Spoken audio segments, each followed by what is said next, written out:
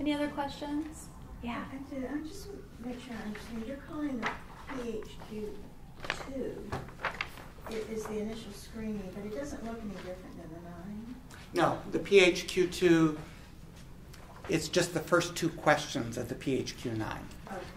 So if you have there are some cities where they have trained Meals on Wheels drivers to do the PHQ2 as they're delivering meals. And those first 2 questions are And those first 2 questions are the cardinal symptoms. So if they answer yes to one of those, there's a high likelihood that the client has some kind of depression. And so then those Meals on Wheels drivers, or whoever it might be, would then report it back to you, and then you would contact them and do a more in-depth screening.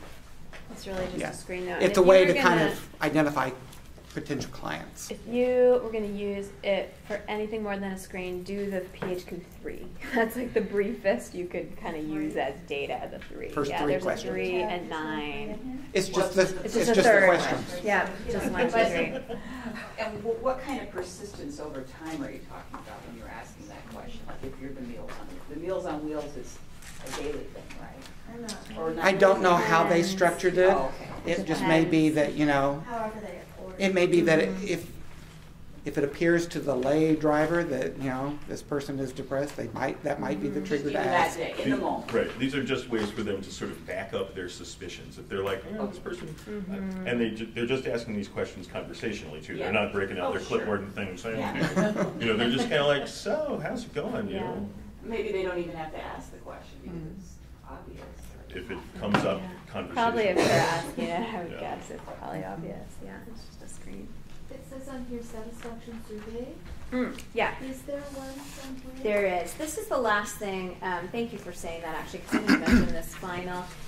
In the program that's done in Seattle and in the research, there's a final questionnaire and satisfaction survey, and it's in your packets.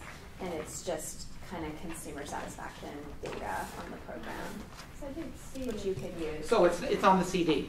We didn't it's print on the- everything. it's on I the mean, CD. literally, we'd have to give you, a big. Okay. So the final questionnaire is there, and the satisfaction survey is on the When you guys CD. print out the CD, this is the This is kind of the size of just all the stuff that's in there. Yeah.